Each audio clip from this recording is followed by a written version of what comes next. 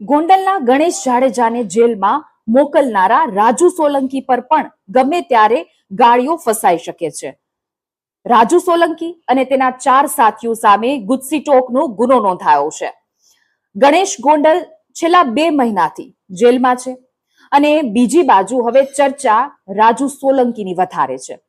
કારણ કે રાજુ સોલંકી સામે 1-2 નહીં 1 ડઝન જેટલા કેસ નોંધાઈ ચૂક્યા છે.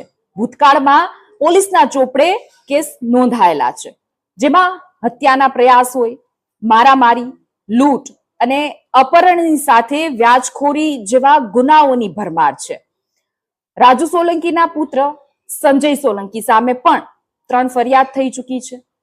હવે સામાજિક મુદ્દો અને રાજનીતિક વઘાર લાગી ગયો છે અને રાજુ સોલંકી સહિત લોકોને જેલની હવાની ગણતરીઓ થઈ રહી છે.